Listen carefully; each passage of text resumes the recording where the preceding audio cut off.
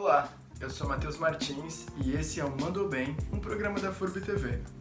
O cenário tá diferente, mas a gente segue reunindo boas iniciativas feitas por pessoas comuns e que promovem a cidadania e fazem a diferença na sociedade.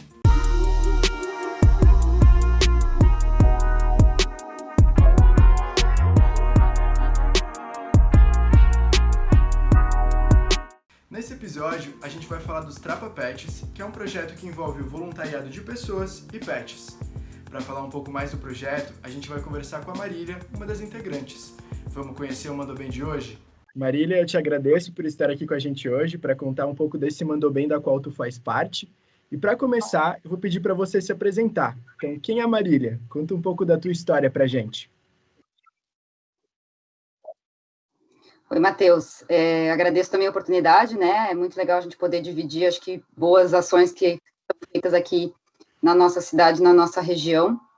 A Marília é uma pessoa que faz parte dessa iniciativa que é o Trapa Pet há 7 anos, né? Eu sou jornalista e administradora, sou servidora pública, e acho um tempinho, sempre quis fazer alguma coisa que fosse relacionada ao voluntariado e acho um tempinho para me dedicar a, de alguma maneira, poder fazer o bem, né, e compartilhar um pouquinho de carinho, que são o público-alvo que a gente vai lá atender com o Trapa Pet. Que legal, Marília. E você tem algum pet, Marília? Você tem algum envolvimento com animais? Tenho sim, e a ideia justamente de entrar no Trapa Pet foi que a gente pudesse fazer um voluntariado em família, né? Porque, de alguma maneira, os cães sempre fazem parte da nossa família. Eu tenho uma cachorra que é a Brisa, ela é uma linguicinha que agora, em dezembro, completa 14 anos, e ela tá comigo desde que ela é bebezinha, e foi o primeiro cachorro que eu tive na vida adulta, assim, então foi uma experiência que ela foi adestrada, e a gente queria que ela pudesse fazer parte, né, da vida de outras pessoas também, porque todo mundo sempre adorava ela, parava ela na rua e acha engraçado, né? Então, a Brisa faz parte da nossa família e a gente começou a fazer o voluntariado de uma forma que a gente pudesse envolvê-la. E depois que ela se aposentou, porque hoje ela é trapa-avó, já passou a fase, então já tá na fase de ficar em casa, só de aproveitar a caminha, né? Mas e hoje ela tem uma companheira, que é uma gatinha que se chama Pinot, que é tirar ela um pouquinho da zona de conforto também, que ficar velha sozinha não tem graça, né? Marília, então vamos falar um pouquinho mais sobre o Trapa Pets. Como é que surgiu essa iniciativa? Então, esse é um projeto, na verdade, que a gente tem dentro de uma instituição maior, que são os trapamédicos, né, que existem em Blumenau já há 14 anos, e que faz visitas em instituições hospitalares, né, e o Trapamédicos, principalmente na pessoa da Adriana, que foi a fundadora da ONG, mas os voluntários começaram a perceber como os pacientes relatavam, assim, né, de estar com saudade do seu cachorro, de que o cachorro estava em casa, de que estava lá no hospital e não podia vê-lo. É uma coisa que pega muito, né, aquilo que eu comentei, assim como a Brisa faz parte da minha família, a gente tem, né, os cachorros, os gatos, como parte da família da gente. Então, quem ficava, às vezes, internado muito tempo dentro do hospital, sentia que não podia ter essa visita. E aí a gente tentou estudar, a Adriana, na época, com duas pessoas, uma estudante de veterinária e uma outra psicóloga, que estuda comportamento animal, tentaram descobrir uma forma e estudaram por mais de um ano como é que poderiam criar e implantar esse projeto aqui em Blumenau. E aí, então, nasceu o Trapa Pet como um projeto dentro dos Trapamédicos. E agora, em outubro, inclusive, desse ano, a gente completou 7 anos, né, conseguindo fazer a visita. Ainda não é da forma como a gente gostaria, né, dentro do hospital, porque tem algumas regras sanitárias que precisam ser respeitadas, né, então tem uma situação que a gente ainda não consegue se adequar, tanto as instituições quanto o grupo não consegue se adequar, mas hoje o Trapa Pet faz visita na ala psiquiátrica do Hospital Santa Catarina, que aí não é no leito, então não tem tanto problema de algum tipo de infecção ou transmissão de doença, né, e em casas asilares, em especial, desde o início do projeto lá na Casa São Simeão, onde os idosos que estão lá. Que bacana. Você comentou ali que tem profissionais veterinários que atuam também no projeto. Qual que é o papel que esses profissionais dão de suporte para vocês? Então, todo o nosso trabalho é na base do voluntariado, né? Então, nós temos uma veterinária que é responsável pela saúde dos animais, e aí ela faz todo o acompanhamento. Claro que cada animal tem já normalmente, assim como a gente tem o médico da gente, né? Os seus veterinários com quem eles consultam normalmente. Mas a veterinária do nosso projeto, ela faz o acompanhamento, ela faz alguma orientação no caso de necessidade, né? Então, por exemplo, a gente está marcada, mas o cão está com algum problema de pele, ou está, enfim, se sentindo mal, naquele dia da manhã acordou indisposto, né? Teve algum episódio de vômito. Acontece de vez em quando, né? Ela é a pessoa que nos dá essa orientação, que vê se o vermífugo está ok. A gente tem uma preocupação muito grande, né? Porque com o idoso é sempre uma preocupação muito grande, né? Alguns deles têm, assim, tá mais vulnerável, tem alguma doença, então a gente quer poder proporcionar para eles a possibilidade deles terem essa visita diferente, né? Mas que ela também não cause nenhum tipo de dano depois. Então a gente tem essa preocupação de estar sempre acompanhando se o cão tomou banho, né? Se ele está com antipulga em dia, se ele está com o vermífugo dele em dia. Então, basicamente, a veterinária nos ajuda na situação da saúde do animal quando aqueles que são os nossos voluntários. Que bacana. Então, há todo um preparo antes de acontecer essas visitas. E, Marília, Sim. quais são as atividades desenvolvidas nessas visitas? Vocês levam os animais até lá e o que é feito? Então, junto com a profissional veterinária, nós temos também um profissional que é especialista em comportamento canino, né? Então, não é qualquer cão que tem a personalidade para ser um voluntário, né? Um cão terapeuta, como a gente chama. Porque eles têm que ter uma disponibilidade toda, né? Os idosos, às vezes, vão apertar, vão pegar de um jeito que possa ser um pouquinho desconfortável, né? Mas com a orientação do comportamentalista, a gente consegue direcionar essas visitas para que a gente consiga justamente estimular as partes motoras e cognitivas, né? Então, fazer com que o idoso, às vezes, reforce a memória, né? De atividade que ele não está acostumado a fazer ou não costuma fazer, não chega a fisioterapia, mas ele vai mexer uma mão que às vezes ele não costuma mexer para poder passar no cãozinho, né? Para poder oferecer um petisco, jogar uma bolinha. Então, tem visitas em que a gente organiza que a gente só vai visitar, porque o idoso já fica satisfeito, por exemplo, de estar sentadinho vendo e estar ali com o pet, como ele estaria se fosse na casa dele, né? Então, de estar ali podendo estar sentindo um pelinho diferente, né? Fazendo uma brincadeirinha, tá confortável. E em outras situações, a gente organiza algumas atividades físicas, né, que exigem um pouquinho mais do idoso, isso sempre combinado com a equipe de assistência, os técnicos de enfermagem que assistem lá, né, os idosos naquele momento, para que eles possam fazer algum tipo de atividade que seja mais motora. Passear com aquele cachorro, né, obviamente assistido, mas ele vai caminhar e vai estar segurando o cachorro na guia, então são coisas que ele normalmente não faz, né, porque no asilo não tem cachorro.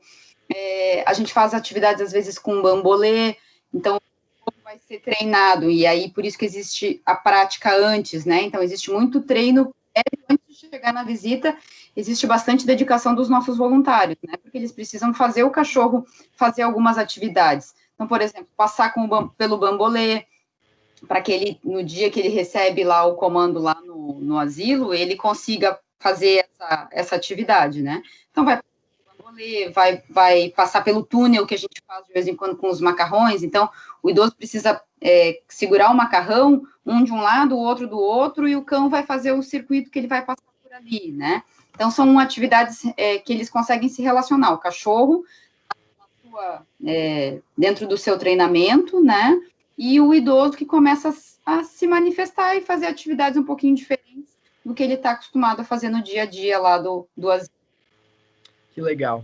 Eu vi no site de vocês que há diferentes possibilidades de voluntariado, né? Podem ter pessoas com pets, sem pets. Para quem quiser participar, qual que é o requisito?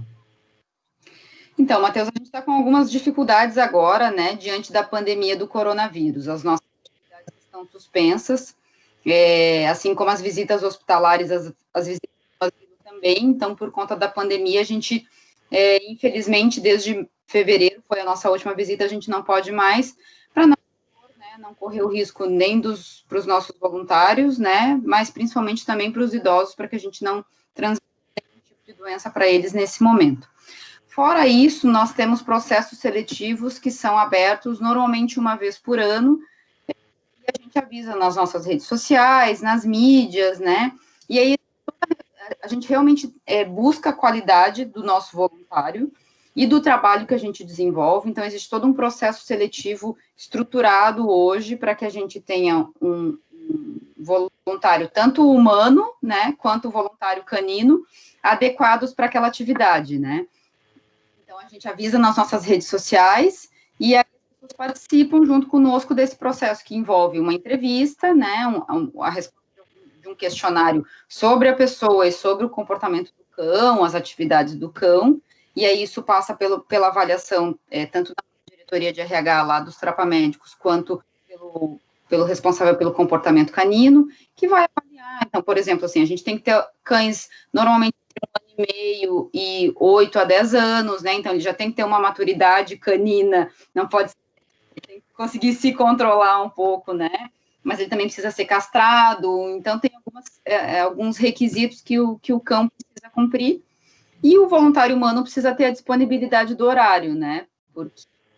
E precisa da dedicação em casa também, né? Que são os treinamentos que a gente sempre diz, precisa se dedicar em casa para fazer os exercícios, para chegar no dia da visita e realmente entregar aquilo que é o que a gente se propõe, né? Mas para participar daí, né? Quando tem, e nesse momento agora a gente está sem, justamente porque não está podendo fazer visitas, né? Mas quando tem processo seletivo aberto, a gente avisa nas redes sociais, com bastante antecedência, para que a gente consiga realmente chamar o máximo de interessados possível, né? Justamente por isso, porque como a gente realmente não tem todos os cães aptos, né? Ou com a personalidade de ser um cão voluntário, um cão terapeuta, é um processo seletivo um pouquinho rigoroso nesse sentido que a gente nunca pode correr o risco, né, de um cão, porventura, morder um idoso, enfim, então ele tem que ser realmente bem treinado, bem dócil, ter esse perfil, e ninguém nunca pergunta para ele se ele realmente está disposto, se ele quer no domingo e visita, né, alguém só leva.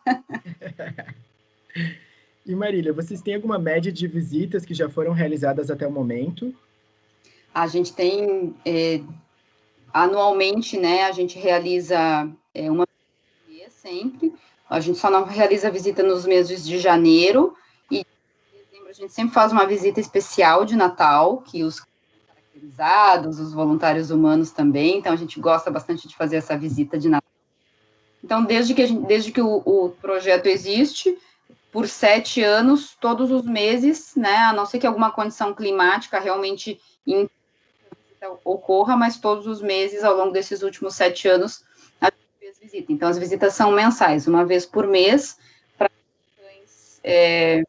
que os cães vão até o asilo, né, e a gente tem alguns outros finais de semana que são esses de preparação, e aí o comportamento faz algumas orientações, né, eles fazem, os cães precisam socializar também, porque no dia que eles vão na visita, eles precisam estar acostumados um com o outro, então, tem todo esse processo, esse trabalho prévio de bastidor, né, que a gente faz e que é bem importante para que o dia que a gente chegue lá, a gente consiga entregar o melhor para que estão recebendo, né, a gente quer fazer o voluntariado, mas as pessoas também precisam receber ele com qualidade, sentir que a gente está preparado para fazer e que faz com bastante carinho, bastante amor.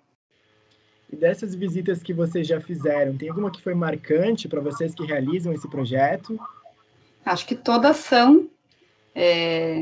Às vezes eu como já fui voluntária, hoje eu participo das visitas, mas eu já fui voluntária com a minha cadeira, né?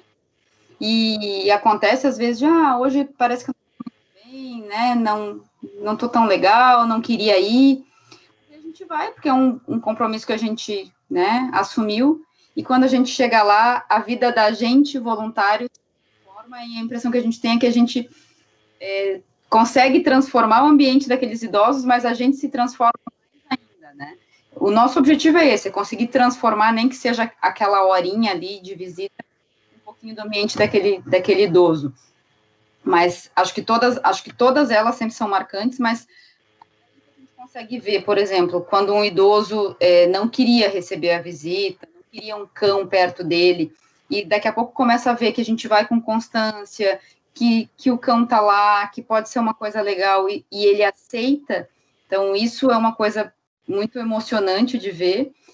E outra coisa é a evolução física deles, né? E a gente acho que tem uma dificuldade, assim, de se enxergar. Todos nós, né, nosso objetivo é que a gente consiga ficar velhinho, né? E consiga ficar velhinho, com saúde, com qualidade de vida. Mas, infelizmente, existem percalços no meio do caminho. E os idosos que estão lá têm algumas dificuldades motoras, né, cognitivas, mas quando a gente consegue ver algum tipo de evolução, um idoso que não mexia a mão, né, e que para poder interagir com aquele cão, ele começa a mexer mais, a jogar uma bolinha, a um macarrão para participar da atividade. A participar da atividade, às vezes, mesmo de longe, né, não diretamente, mas ele quer estar junto, ele quer olhar, ele quer participar daquele momento. Eu acho que isso que é gratificante, assim, né, que a gente consegue ver como o trabalho da gente faz a diferença na vida dessas pessoas. Então, realmente, todas as visitas são especiais, mas a gente consegue ver algum tipo de evolução e mais entrosamento são marcantes. Que legal, Marília. E para as pessoas que estão nos assistindo, que querem apoiar esse projeto, como que elas podem fazer, Marília? Então, hoje nós não temos um projeto de captação de recursos direto de pessoas físicas, né? Mas lá no nosso site existem todas as formas, né? Existe uma conta de depósito, a gente tem alguns patrocinadores que estão conosco desde o início do projeto, né? A AgroSul, que veio junto com o Trapapet, a Unimed, né? Então, a gente tem apoiadores que estão conosco desde o início desse projeto. E eu acho que isso é muito importante, assim, que são quem nos dá a base para que a gente possa ter treinamentos, né? E, enfim, tocar o projeto não só dos trapamédicos, mas também do Trapapet. O Hospital do Pulmão também, não posso me esquecer deles, né? Que estão conosco. Pessoas físicas, a gente recebe algumas doações, né? Às vezes esporádicas, outras pessoas que contribuem conosco realmente com bastante constância. E aí, sugiro que entre no nosso site, né, trapamedicos.com.br, para conhecer um pouquinho da nossa família, né, que é maior, que não é só o Trapapet, e lá dá para ver também todos os voluntários, a gente tem foto dos cães, tem foto dos voluntários, né, tem um pouquinho dos nossos números, do que a gente tem feito, de onde é que a gente aplica os recursos que a gente recebe, e aí tem também lá o contato com o nosso financeiro, para entender como pode ser ou um patrocinador ou um apoiador. Nós temos muitos também, muitas empresas da cidade que, de alguma maneira, com o seu trabalho, com o seu serviço, nos apoiam, né? Enfim, desde o site que foi construído até a contabilidade. Então, às vezes a gente não consegue com recurso financeiro, mas a gente consegue com o nosso trabalho, né? Então, acho que o site é o grande caminho para entender tudo de como é que o Trapapet funciona. Que bacana. Marília, novamente te agradeço por ter vindo até aqui contar um pouco mais desse Mando Bem da qual tu faz parte. E agora a gente vai para o momento de espalhar boas iniciativas. Marília, tem alguma boa iniciativa que você acompanhe, que você apoie, que você se inspire para compartilhar com a gente hoje? Então, não poderia deixar de falar dos Trapamédicos, né, que é a instituição que o Trapapet faz parte hoje. Então, o Trapapet é um projeto dentro da ONG Trapamédicos, mas acho que, assim, como estamos em outubro, e é uma instituição conhecida já da cidade, mas que um pouquinho do trabalho sabe da importância, que eu acho que é a Rede Feminina de Combate ao Câncer de Mama, né? Eles têm diversos projetos que eles desenvolvem, elas, na verdade, né, são voluntárias mulheres, acho que na sua totalidade, e em várias cidades do país, mas em Blumenau, especialmente, tem uma iniciativa muito legal para outras mulheres que têm câncer. Então, desde marcação de exame até o brechó, que arrecada dinheiro, e também vende roupa a valores bem acessíveis. Eu acho que um dos projetos que elas têm dentro da rede feminina, que é muito legal e que eu acho que traz não só dignidade, mas também a autoestima da mulher, é o projeto das perucas. Então, aquelas mulheres que acabam, de alguma maneira, perdendo o cabelo por causa do tratamento, por causa da quimioterapia, do câncer, tem a possibilidade de resgatar um pouco disso. E dentro da rede existe esse projeto de construção, né? Então, elas arrecadam os cabelos, desenvolvem as perucas e tem lá à disposição diversos, eu diria, eu não quero errar, mas acho que pelo menos dezenas de modelos para que as mulheres possam se sentir mais femininas, né? Então, acho que no mês de mundial, né, de combate ao câncer de mama, de prevenção, acho que é uma grande iniciativa na nossa cidade. Com toda certeza. Marília, obrigado. Eu desejo que vocês continuem levando alegria para essas pessoas que muitas vezes estão em situação de dificuldade e que também vocês continuem inspirando pessoas a ter boas iniciativas. Legal, a gente fica muito feliz de poder mostrar. A gente é um projeto pequeno, mas acho que longo, e a gente é muito feliz de fazer todos os meses, todos os dias, é uma dedicação muito grande. E a gente convida as pessoas para conhecerem, né? Acho que não é site, mas também para daqui a pouco, se as pessoas, quem se sentiu de alguma maneira interessado ou achou que tem um tempo para dedicar, que gostaria de conhecer um pouco mais a iniciativa, venha, né, assim que a gente tiver visitas de novo acontecendo e que a gente tiver com um processo seletivo aberto, venha conhecer, venha fazer parte, também dá para tirar dúvidas nas nossas redes sociais. É uma grande iniciativa, eu realmente tenho muito dela, de fazer parte dela, de poder contribuir, e agradeço a oportunidade da gente poder falar um pouquinho. Muito obrigado. Hoje ficamos por aqui. Eu espero que o programa tenha te inspirado a fazer o bem, seja apoiando ou tendo a sua própria iniciativa ou projeto. Se você conhece alguém que manda bem e que merece ter a sua iniciativa divulgada aqui no nosso programa, envia para mim no e-mail que aparece na sua tela. Até o próximo programa Mandou Bem.